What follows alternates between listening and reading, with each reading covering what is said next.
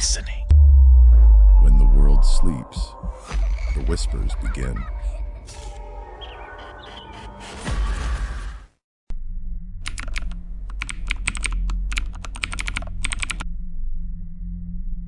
Case File 02-37A. Internal documentation from the County Emergency Response Center, Western Pennsylvania. Incident date, November 2nd, 2018. Responding operator, Sarah Lorne. Status, missing. The last recorded activity on her line came from herself. No one heard her voice again after that call, but the line still rings. Every night, 2:37 a.m. sharp. I was assigned to audit the tapes, and what I found wasn't supposed to exist. Night dispatchers see the world in reverse. When most people are asleep, their job is to listen. Every scream, every crash, every silence that breaks through the dark Sarah Lorne was one of them. 27, punctual. No prior complaints. She'd worked the night rotation for nearly a year. A good operator. Fast on the trigger. Calm under pressure. 11 p.m. to 7 a.m. Coffee. Headset. Screens. Silence. But on the night of November 2nd, she wasn't supposed to be there. She'd swapped shifts with another dispatcher who'd fallen sick. Room B wasn't her usual post. It had been closed for upgrades after a system fault. When she logged in, the software flickered once. The timestamp read 2:36 a.m., but it was barely past midnight. Most would have ignored it. Sarah didn't. She logged a ticket, rebooted the workstation, reset the audio channel. That's when she noticed something strange. The fourth line was flashing red. That line hadn't been active in years. She picked it up. 911. What's your emergency? Nothing, just static. Hello? And then, a breath. Help me. The words came low, distant, almost underwater. Can you tell me your location? I can't find the road. She logged the line number, checked the ID. It didn't exist. Line 4 was marked deactivated. 2016. She froze. The hum in her headset grew louder, almost like a heartbeat. She paused the call, flagged it for escalation, but before she could transfer, she heard her own voice. Can you tell me your location? That's when she realized she wasn't talking to a caller. She was talking to herself. When she hung up, the line didn't close. The indicator light stayed red, solid. No pulse, no disconnect. Sarah stared at the switchboard, waiting for it to die out, but it didn't. The hum in her headset grew faintly louder, and the static deepened, a low, rhythmic hiss, like breathing. She pulled the headset off. The noise continued, coming from the speakers now. She tried to reroute the channel, isolate the source, but each time she switched lines, it followed. Line 1, line 2, line 3. Same static, same breath, same faint voice underneath. The internal software recorded all channel activity, so she accessed the audio log. The log was simple. Timestamp, caller ID, operator notes. Except for one thing. Line 4 was showing active for the last 3 nights, between 2:36 and 2:38 a.m. No incoming number, no outgoing ID. Just one entry, repeating every night. Unit 12, transmission received. She didn't recognize the code. Unit 12 wasn't a dispatch operator. It wasn't even an emergency response tag. The center only had 10 units in rotation. There was no 12. She reached for the intercom, but stopped when she saw her reflection in the dark monitor. The red light wasn't blinking anymore. It was steady, and beneath the glass of her screen, she thought she saw movement. Who's there? The static responded, "You called us." She yanked the headset off the console, heart pounding, but the voice kept playing. From the recording feed, the system was replaying itself. Her words, her breath. 911, what's your emergency? Hello? Can you tell me your location? The playback ended with a sound that wasn't hers. We're already here. The time on the playback clock read 2:37 a.m. She checked her wristwatch. It was the exact same time. The next entry in the system log showed line 4, manual disconnect. Operator S. Lorne. But the line never closed. I reviewed the dispatch logs myself. The anomaly wasn't random. The recordings from that night had been copied, 6 separate files, all with the same timestamp, 2:37 a.m., and all tagged. Playback source, Unit 12. I compared the files. 5 of them were silence. The 6th contained a voice. Sarah's voice, but not from the live call. This one was older. The metadata showed the original recording date, November 2nd, 2016. 2 years before she even joined the dispatch center. In that file, she was saying the same words, line for line. 911, what's your emergency?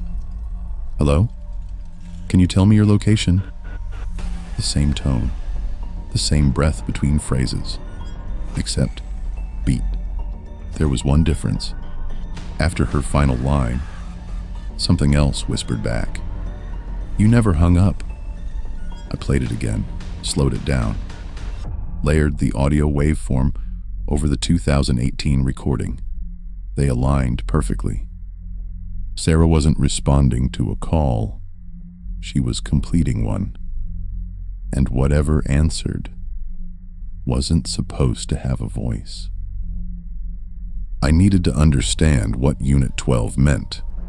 The logs pointed to a repeater tower, decommissioned since 2015.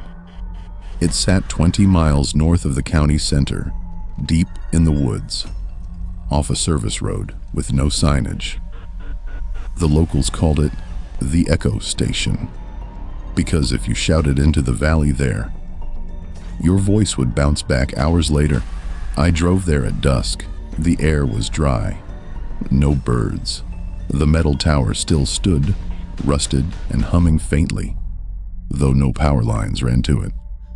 My radio crackled the moment I stepped out of the car. Channel 4. A voice, faint, mechanical. Unit 12, stand by. The phrase repeated every 30 seconds, always the same. No source. I recorded 3 cycles, marked the time, 2:36 a.m. The 4th one began with static, then silence. I adjusted the tuner. The silence broke. Sarah. I froze. The name wasn't mine. It was calling her. I stepped closer to the tower. The hum deepened.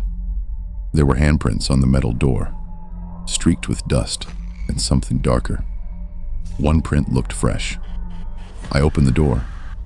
The inside smelled like burnt wires. One light still glowed red. Channel 4. Beneath it, a recorder was running, tape spinning slowly. I hit stop, ejected the cassette. Label, 2:37 a.m., dispatch line 4. I pressed play. Sarah's voice came through. 911, what's your emergency? Then silence. You shouldn't be here.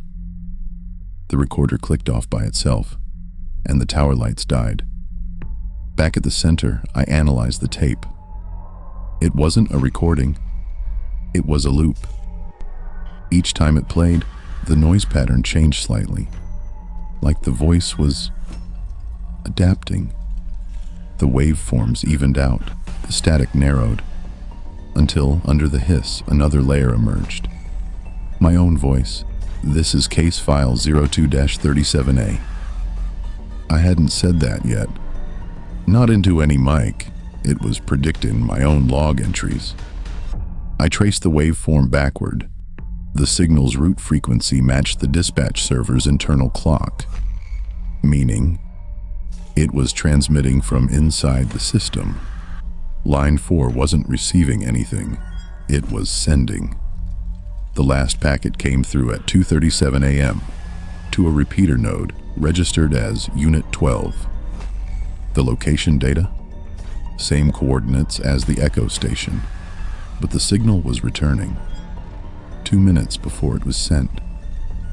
Somehow, the transmission was looping through time, echoing itself and altering the playback. That's why Sarah's voice still called back every night. She wasn't alive, but her signal was. I left the building at 2 a.m. Couldn't shake the sound from my head. Static, repeating her words. I sat in the car. The radio was off, but the speaker still hissed. At 2:36 it stopped, then rang once. 911. What's your emergency? I didn't touch the dial. The voice repeated, this time softer. Can you tell me your location? You already know where I am. The radio clicked. Silence. I drove until sunrise.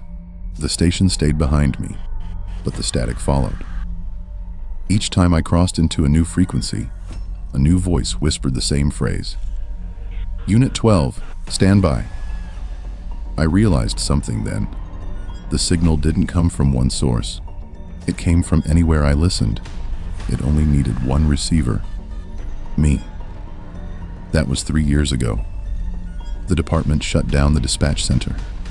The tower's been dismantled. Still, every night at 2:37, my phone lights up. No number, no ringtone, just that faint red glow. I've stopped answering, but I can hear it through the walls sometimes. The same line, repeating, Unit 12, stand by. And sometimes, if I listen too long, another voice joins in. Hers. Can you tell me your location? I never answer anymore, because I think, if I do, it might find its way back. And when it does, I'll have to ask, who's calling who? Case file 02-37A remains unsolved. The official report lists it as equipment malfunction. The recordings were sealed. The tower was dismantled, but no one could explain why the same transmission still repeats. Night after night, the original frequency has long been deactivated. The servers wiped, yet somewhere between the static, her voice still answers. I've heard it from motel radios, from the hum of phone chargers, even through the walls when I try to sleep. Always the same question. Can you tell me your location? I stopped replying a long time ago, but the signal hasn't stopped calling. Sometimes I wonder if she's still working her shift. Maybe in another time, another frequency, another version of this room, where the red light never turns off. I've seen it flash again at 2:37. Just once I thought I heard another voice underneath hers. A man's voice, saying my name. I didn't stay to hear what came next. I powered everything down, disconnected the line. But when I looked at my phone, the timer was already running. 2 minutes and 37 seconds. So I leave it alone now. Every night, the red light blinks. I don't touch it. I just listen. And when the static fades, I write what I hear. Maybe one day someone will find this file. Maybe they'll hear the same voice I did. And maybe by then, it'll be too late to hang up. The truth is, some lines never close. They just wait for someone new to answer. And if you ever hear that question in the dark, can you tell me your location? Don't answer, because you're already on the line. I am the voice in the dark, and this...